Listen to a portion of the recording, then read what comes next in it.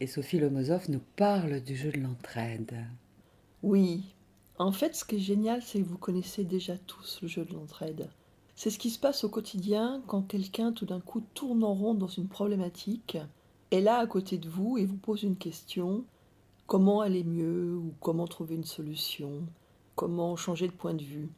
Et vous puisez dans vos ressources personnelles pour éclairer en fait la question de la personne en lui montrant que par-dessous, il y a des ressources.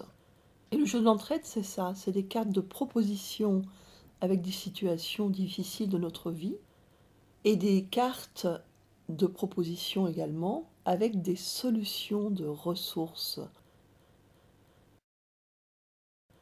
Et dis-nous encore, Sophie. Alors, à partir des cartes de proposition du jeu de l'entraide, par exemple, lâche le doute et ose, j'ai eu envie de créer des bracelets. Trouver quelles sont les pierres, les couleurs, les formes qui sont dans l'énergie de cette phrase, lâche le doute et ose, et que dans le jeu, on puisse à la fois jouer à partir d'un objet, à partir d'un bracelet, et des cartes du jeu de l'entraide. Ce qui donne en fait un aspect supplémentaire aux joueurs, c'est qu'ils ont à la fois le visuel, le côté auditif, et en plus le côté kinesthésique du bracelet. Et en plus, le bracelet est important pour moi parce que ça fait des années que je médite. Et notamment, il y a quelque chose que j'adore faire, c'est méditer sur un objet. Donc de prendre un objet et de se laisser parler de soi ou d'une situation ou autre. Donc vraiment, tes bracelets que tu as créés en lien avec les cartes de proposition aident vraiment pour moi à méditer. C'est vraiment une forme de méditation concrète, active. Et puis, une fois que la personne a exprimé sa situation, ce que je trouve intéressant, c'est que ce bracelet que tu as donc créé devienne un bâton de parole. Il devient un bâton de parole. Et ensuite, quand il revient à la personne, une fois que chacun a exprimé ses propositions, et que la personne récupère ce bâton de parole, et qui est le bracelet initialement chargé de son énergie de la situation, à ce moment-là, ça crée un changement d'énergie à l'intérieur de la personne, ça permet de transformer les croyances limitantes, de les avoir ramollies, ou ça désactive ce qui a pu être là de limitant. Exactement. Et en plus, quand tu parles de bâton de parole, ce que j'apprécie beaucoup dans le jeu, c'est ce moment d'écoute. C'est-à-dire que le joueur peut avoir un espace qui lui appartient, où personne ne prend la parole, c'est simplement l'écouter. Et ensuite, lorsque les personnes font des propositions, elles aussi, elles ont un temps de parole. Un véritable échange qui se fait à partir du silence et de son cœur. Et c'est vrai que le silence, on ne l'apprend pas à l'école. Nous n'apprenons pas non plus à écouter réellement. Et ça, c'est vraiment un jeu, hein, le jeu de l'entraide est vraiment un jeu pour permettre d'écouter soi-même, certes, et l'autre. Oui, complètement. Et quand tu parlais aussi tout à l'heure de méditation, ça veut dire qu'au moment où je parle, je suis vraiment connectée à qui je suis, à moi-même, et je peux parler avec la personne en face de moi de cœur à cœur. J'entends, je vois, je détecte les ressources de l'autre à partir de mes propres ressources. Et comme il y a comme ça plusieurs personnes en même temps qui sont en train de jouer, c'est comme si ça démultiplie en fait l'impact positif du jeu de l'entraide. C'est vraiment du coup un jeu qui permet de développer l'intuition, on part de son cœur. Oui, complètement. C'est vraiment l'intuition, l'intelligence du cœur et l'émerveillement de ce qui peut se passer entre plusieurs personnes simplement dans l'écoute. Et puis comme chacun est miroir l'un de l'autre, ce que je te dis à toi, autre joueur qui vient d'exprimer ta situation, du coup je me le dis à moi, finalement. Ça marche au niveau de l'inconscient. Oui, et ce qui est magique aussi, je dirais, c'est que ça peut se reprendre au quotidien. C'est-à-dire qu'après, que l'on ait le jeu chez soi ou pas, il y a eu quelque chose qui est imbibé en soi-même, en fait, qui permet que dans une conversation au café, chez soi, avec ses enfants, avec qui on veut, il y a des phrases qui reviennent comme ça, naturellement, et qui permettent de nouveau d'être dans l'entraide. Et quand tu parles de phrases, j'imagine par exemple des phrases qui sont sur les propositions, n'est-ce pas? Par exemple, oui, encourage-toi et félicite-toi. Fais-toi un programme, Exactement. Écoute tes rêves. demande-toi ce que tu veux vraiment. C'est un nouveau départ. Tu peux le faire. Voilà, donc ces phrases, en fait, je les ai entendues pendant le jeu de l'entraide, elles m'ont été données, elles ont été associées au kinesthésique du bracelet, elles ont la résonance de tout le groupe, et elles arrivent dans ma conversation au bon moment avec la bonne personne, ce qui crée une relation d'entraide naturelle et quotidienne. Et en fait, ces phrases sont un peu comme des jingles. Yes, Ouais, on peut se les absolument. répéter un peu comme des mantras aussi, ou des phrases de méditation à laisser émerger ce qui est associé à tout cela au quotidien. Eh oui, eh Mm. oui. Et d'ailleurs, souvent, je joue le matin seul, c'est-à-dire je prends les cartes de proposition, je pense à un chiffre entre 1 et 7, parce qu'il y en a 7 par carte, et là, je vais le faire, la carte, voilà, je prends cette carte-là, la numéro 3. Ah ben c'est génial, c'est concrétise tes idées. C'est Et comme magique. mon idée, c'est de vraiment faire connaître le jeu de l'entraide, qui m'a apporté tellement depuis une année que je collabore avec toi, Laurence, donc mon idée, c'est vraiment que de plus en plus de personnes utilisent ce jeu, soit en famille, soit au quotidien, et aussi que les enseignants l'utilisent en classe. Tu m'as déjà raconté des histoires merveilleuses en classe, et ça, c'est mon idée, le faire connaître à un plus grand nombre, et aux enseignants et aux parents. Et oui, parce que tout le monde peut jouer, à partir de 7 ans jusqu'à 140, 150 ans, qu'importe, que ça soit en famille, que ça soit entre gens qui se connaissent ou qui ne se connaissent pas, justement. Là aussi est une clé de pouvoir oser se dire dans ce qui ne va pas ou dans ce qui va déjà mieux et on voudrait que ça aille encore mieux. Et c'est vraiment un jeu qui aide au quotidien, quel que soit l'âge et le cycle de la vie. Exactement. Et aussi, on peut jouer, quel que soit l'âge et quel que soit le cycle de la vie, ensemble. Puisque moi, je me souviens très bien, la première fois où j'ai joué avec toi, il y avait une adolescente, des adultes, des coachs, des gens dont la profession n'est pas du tout le coaching, et chacun avec ses ressources, ses talents, eh bien, ça a donné quelque chose comme un camailleux de possibilités. Et les ados, c'est bien de leur donner un vrai temps de parole. C'est-à-dire qu'on ne sait pas avant ce qu'ils ont à nous dire. Que ce soit ma propre fille ou mon propre fils, le bâton de parole exige le silence. Et l'ado, tout d'un coup, a une place qui, en famille, j'ai pas le temps de lui laisser. Et là, tout d'un coup, il se révèle autrement. Et je Ouais. l'entends autrement. Chacun a effectivement un espace. Et les enfants disent que c'est, et les ados disent que c'est un jeu qui les rend heureux parce que justement ils ont l'opportunité, grâce à cette règle du jeu-là, d'avoir un espace de parole où ils ne sont pas interrompus. Et en plus, les jeunes ont vraiment de l'intuition. Ils parlent avec leur cœur, donc même s'ils vont à l'essentiel dans l'explication de texte de pourquoi ils proposent telle ou telle phrase, ça part du cœur et souvent ça tombe Pile. juste. Pile. Exactement, exactement. Ce qui est pour moi à chaque fois après le jeu un véritable, je dirais même bonheur, c'est les commentaires spontanés des joueurs. Je me souviens de cette femme qui a dit: «Ah, je voulais presque pas venir, j'étais contrariée, lourde, je me suis dit, je vais pas profiter du jeu.» Et elle est repartie radieuse en disant: «Eh ben, heureusement que je suis venue parce que maintenant je suis en paix et légère.» Donc c'est ça, c'est que la personne qui vient jouer, peu importe dans quel état elle arrive, quand elle repart, il y a quelque chose qui s'est tranquillisé, ouvert, éclairé, et il y a une espèce comme ça d'entraide ludique, merveilleuse et généreuse. J'adore ce que disent les personnes en fait après le jeu. J'ai constaté ça aussi, ce que tu partages, et merci parce que ce jeu est sorti en 2006, donc c'est pas hier. Et depuis que je le fais jouer, je constate à chaque fois, à la fin de la partie, que les gens, effectivement, ont les traits du visage beaucoup plus lumineux. Et moi, j'appelle ça un lifting énergétique. Et c'est comme s'il y avait des chapes de choses énergétiques qui plombaient, en fait, l'énergie, qui étaient enlevées. Et dans cet espace de respect, d'écoute, c'est là où justement il y a cette autorisation de dire Mm. les choses, et c'est ça qui libère aussi. Tout à fait, et ça se fait vraiment de manière ludique, ça s'appelle le jeu de l'entraide. Alors c'est un véritable outil en fait de coaching, je dirais. Mais le fait que ça soit à travers des cartes, à travers des bracelets, la parole est autorisée, et j'ai aussi, enfin nous parlions du visage lumineux des personnes, il est arrivé qu'au milieu de la partie, quelqu'un soit au bord des larmes, parce que c'est tout d'un coup quelque chose qui la concerne complètement. Mais grâce à l'écoute bienveillance, grâce au silence, l'émotion peut être là, la parole peut se dire, avec une fluidité absolument étonnante à chaque fois. Donc c'est un jeu et en même temps c'est extrêmement puissant. Et tu dis au bord des larmes, j'ai vu aussi des personnes fondre en larmes. Alors c'est vrai que j'apporte en général des Kleenex, c'est vrai, au cas où, ça c'est mon côté thérapeute, hein.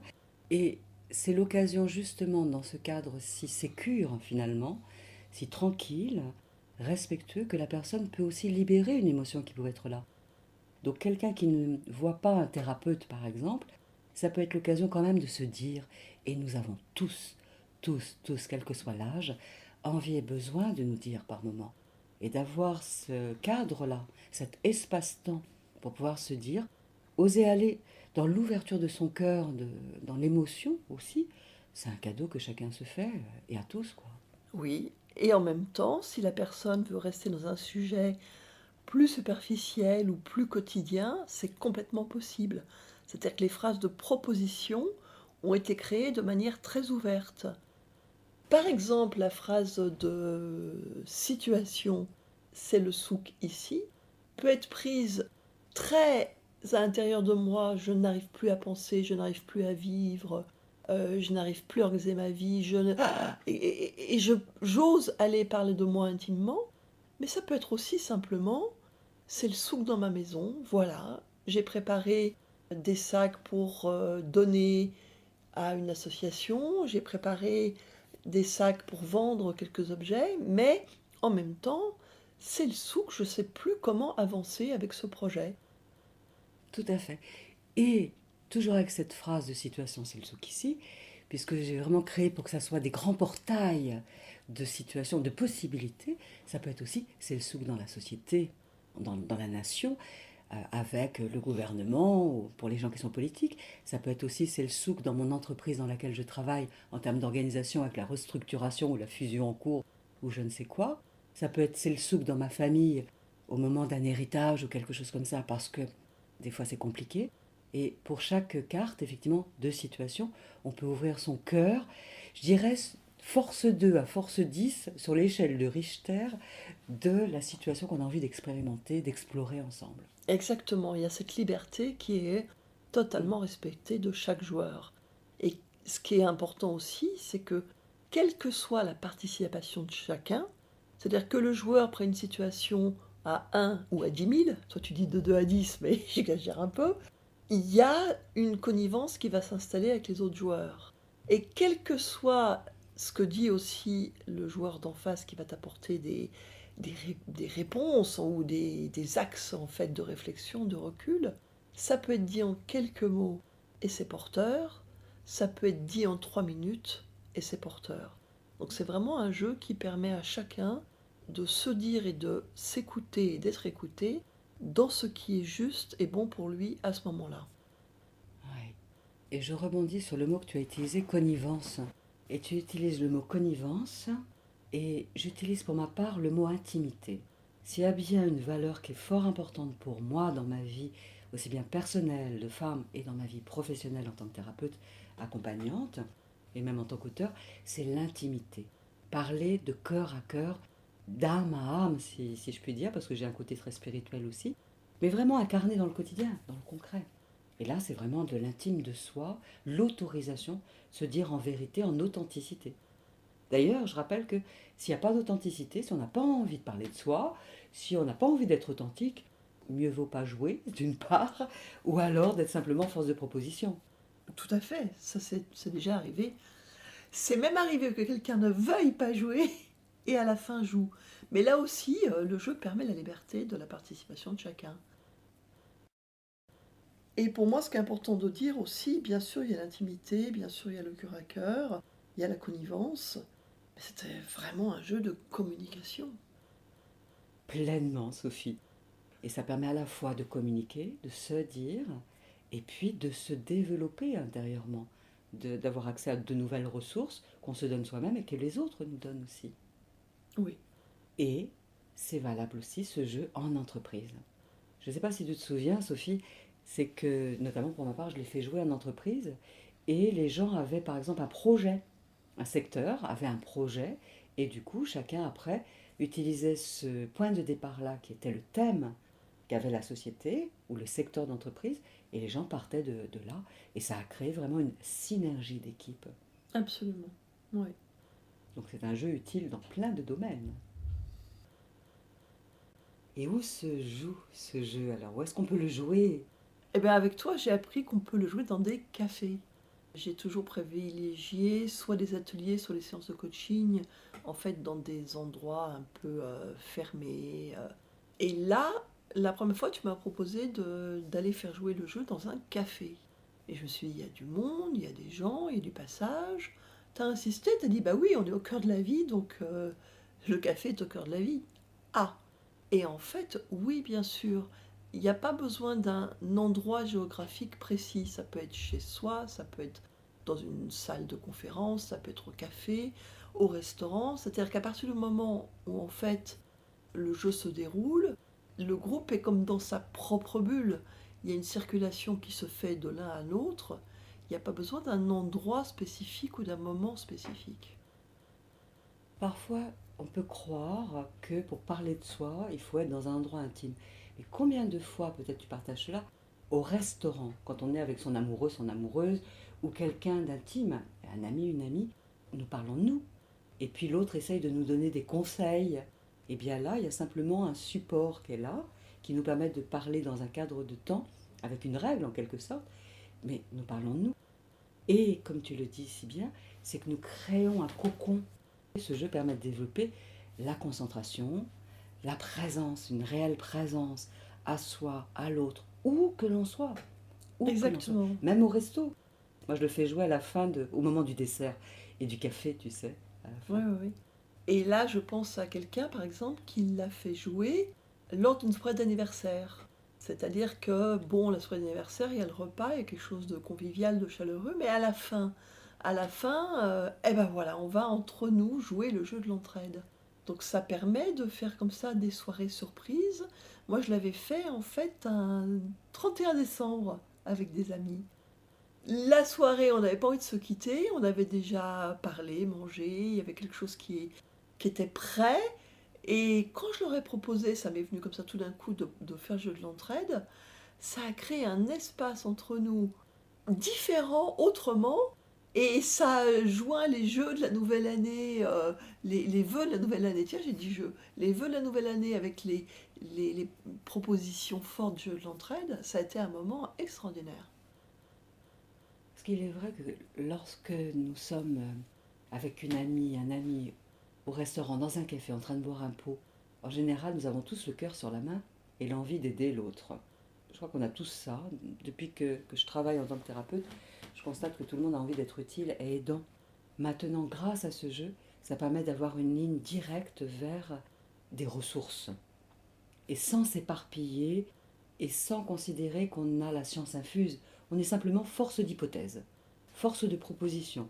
C'est pas je sais pour toi ou je sais à ta place, c'est voilà, je te propose cela, c'est mon point de vue uniquement. Ça permet de se rappeler d'ailleurs que chacun a son modèle du monde et que chacun est différent et que ce que je vois moi, ça n'est pas ce que tu vois toi. C'est un jeu qui permet aussi d'apprendre à se mettre à la place de l'autre, dans les chaussures de l'autre. C'est en ça que ça développe l'intuition aussi.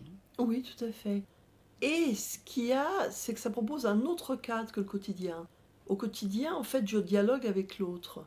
Et là, il y a la proposition de communication, d'interaction, mais tour à tour. C'est-à-dire que quand quelqu'un ne finit pas sa phrase, eh ben c'est pas l'autre qui finit sa phrase. C'est simplement le silence qui permet que tu reviennes en toi-même chercher les justes mots. Et ça, c'est un grand bienfait. Et ce bâton de parole qu'est la carte ou le bracelet donne vraiment la place à chacun entièrement et pleinement. Et du coup, ce qui me vient en t'entendant, c'est ce jeu est vraiment un jeu de communication utile. Oui, Même, je dirais, d'utilité publique. d'utilité publique, on va se faire rembourser par... Parce que ça permet vraiment de prévenir les mots MAUX. Parce que ne pas se dire dans ce qui ne va pas bien, ça crée des kystes énergétiques. Alors que là, c'est une manière de se dire et de se libérer de poids qui sont là. Exactement. Et en 3 heures de temps, parce que c'est en général de cette manière-là que je le propose et toi aussi, ensemble aussi. En 3 heures de temps, ça a cette vertu complètement. Mais ça peut être aussi un jeu qui dure 1 heure. À un moment donné, nous pouvons accélérer, être plus rapide dans voilà ce que j'entends, voilà ce que je ressens, voilà ce que je propose. Ça peut être aussi un genre de défi que nous nous posons d'aller à l'essentiel. Et je sais qu'il y a des moments où nous jouons, où j'ai fait jouer le jeu, et c'était pendant 1 heure de temps. D'accord, d'accord. Ça dépend du temps que nous avons, que nous déterminons à l'avance ou pas. Et puis même en 5 minutes, puisque l'idée que j'avais depuis le départ de ce jeu, c'est que chacun s'approprie et les phrases de proposition, et ces fameuses questions, et ces images. Donc même dans le quotidien de la vie quotidienne, c'est quand quelqu'un parle et que nous ressentons que là, nous pourrions lui offrir une clé, une proposition ou une question de recadrage qui aide à recadrer les choses, eh bien ça devient du conversationnel. Et non seulement le jeu peut se faire lors d'anniversaires, au restaurant, dans un café ou dans un lieu dédié, mais bien sûr, il peut se jouer dans les maisons de retraite, dans les hôpitaux ou dans tout lieu où il y a des personnes qui ont envie de la parole, envie de l'écoute. Dans les écoles aussi, Dans les écoles aussi, oui, comme on a dit tout à l'heure, bien sûr. Ouais. les centres d'animation culturelle peut-être aussi. Tout lieu où il y a un regroupement de personnes. Hmm. Là où ça peut être effectivement un chouille compliqué, si je puis dire, c'est avec les adolescents. Et en même temps, c'est possible, bien entendu, de jouer au jeu de l'entraide, parce qu'il y a une histoire d'amour-propre, et parfois, au moment de l'adolescence, on n'a pas forcément envie de parler de nous, de ce qui va pas bien. Et en même temps, je suggère, dans ces cas-là, avec les adolescents, de leur offrir le jeu de l'entraide pour qu'ils jouent tout seuls dans leur chambre. Ils me disent à chaque fois que ça les aide aussi. Totalement. Et en même temps, les adolescents, moi je le fais en séance privée par exemple. Ils n'ont pas forcément envie devant d'autres adolescents de leur âge, de parler d'eux-mêmes. Mais en séance privée, ça marche très très bien. Oui, du coup, tu crées des groupes spéciaux adolescents, et c'est toi qui es neutre, je dirais, qui anime ce moment-là, ou qui participe, puisqu'il n'y a pas réellement d'animateur dans ce jeu. Il n'y a pas réellement d'animateur dans ce jeu, parce que le but de ce jeu, c'est de rendre autonome. Donc l'idée, c'est qu'une fois que toi, moi, ou toutes les deux ensemble, nous montrons aux personnes comment y jouer, c'est qu'elles s'approprient le jeu, qu'elles n'aient pas besoin d'une tierce personne pour l'utiliser. Tout à fait, complètement. Et du coup, c'est un jeu qui rend autonome. Oui. Et ça, c'est important aujourd'hui, de nos jours. Là, je suis très contente de la prochaine programmation qu'on a ensemble, qui va être en fait un public uniquement de coachs et thérapeutes. Parce qu'il y a la spécificité propre à chaque groupe. Si il y a des personnes de toute profession, ça donne une synergie absolument merveilleuse. Et s'il y a des personnes de la même profession, ça donne aussi une synergie absolument merveilleuse. Donc je suis très contente de redécouvrir à nouveau le jeu de l'entraide dans un cadre professionnel. Et ça peut même donner aux coachs, qui ont déjà souvent une palette d'outils qui leur correspond et qui leur convient, ça peut leur donner de nouvelles idées, de nouvelles pistes, et un apport par rapport à leurs clients qui est simple à utiliser. Pleinement. Et je rajouterais aussi par rapport à cela que dans le livre, dans le livret qui est joint au jeu, il y a plein de questions, des trames de questions à se poser.